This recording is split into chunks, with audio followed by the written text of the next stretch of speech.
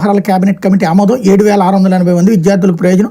రాష్ట్రంలో 43కి పెరగనున్న కేవీల సంఖ్య. గత 5 ఏళ్లలో దక్కిన స్కూల్ 2, ఈ ఒక్క ఏడాదే వచ్చిన 9. కేంద్ర ప్రభుత్వం ఆంధ్రప్రదేశ్కి 8 కేంద్రీయ విద్యాలయాలను కేటాయించింది. సివిల్ డిఫెన్స్ సెక్టార్ కింద దేశవ్యాప్తంగా 85 విద్యాలయాలను కేటాయించగా అందులో ఏపీకి 8 దక్కినాయి. శుక్రవారం సాయంత్రం ప్రధానమంత్రి నరేంద్ర మోడీ ఆధ్వర్యంలో జరిగిన ఆర్థిక వ్యవహారాల కేబినెట్ కమిటీ సమావేశంలో ఇందుకు ఆమోద ముద్ర వేశారు. ఈ 85 పాఠశాలల కోసం మొత్తం 5,872 కోట్లు ఖర్చు అవుతుందని అంచనా. ఇందులో ఒక్కో పాఠశాలలో 960 మంది విద్యార్థులు చదువుకునేందుకు వీలుంటుంది. దీనివల్ల ఏపీలో 7,680 మంది విద్యార్థులు ప్రయోజనం పొందేందుకు ఒక్కో పాఠశాల 63 మందికి ఉద్యోగాలు లభిస్తాయి.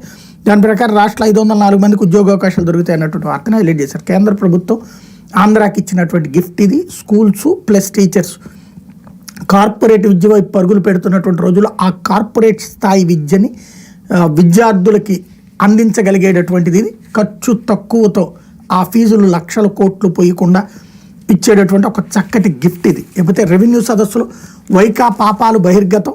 తొలి రోజు 645 సభల నిర్వహణ. తరలి వచ్చిన రెవెన్యూ యంత్రాంగం సమస్యలపై పెద్ద ఎత్తున వినతులు. గత వైకాపా పాలన శాపాలు నేతల పాపాలు రెవెన్యూ సదస్సులో బహిర్గతం అవుతున్నాయి. నాటి దురాక్రమణలు రీసర్వేలో ఘోర తప్పిదాలు వెలుగులోకి వస్తున్నాయి. ఇంటి పట్టాలు ఇచ్చిన స్థలాలు చూపలేదని భారీగా ఫిర్యాదులు అందుతున్నాయి. భూ సమస్య పరిష్కారానికి గత 5 సంవత్సరాలు రెవెన్యూ కార్యాలయాల చుట్టూ తిరిగి విసిగిపోయిన ప్రజల వద్దకు ఎన్డీఏ ప్రభుత్వం రెవెన్యూ యంత్రాంగాన్ని నేరుగా పంపించింది. రాష్ట్ర వ్యాప్తంగా శుక్రవారం నుంచి గ్రామ సదస్సులు ప్రారంభమయ్యాయి.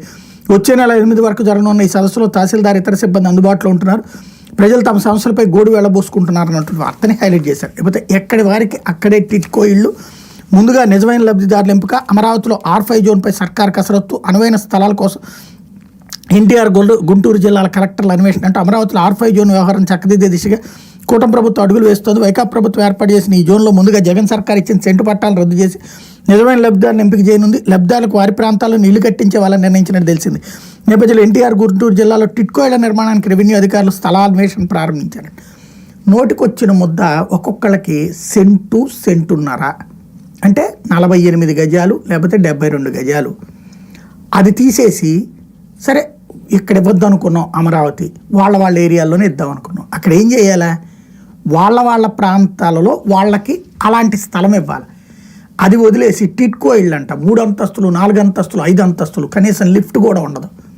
దాంట్లో ఏం చేయాలి?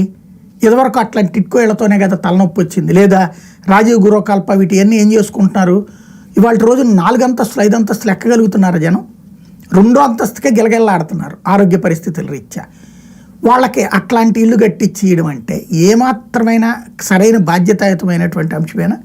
కానీ అదొక గొప్ప విశేషం కింద చిత్రీకరించేటటువంటి విచిత్రమైనటువంటి వార్తల స్రవంతి ఇక్కడ నడుస్తుంది. లేకపోతే రైతులపై కేసులు పెద్ద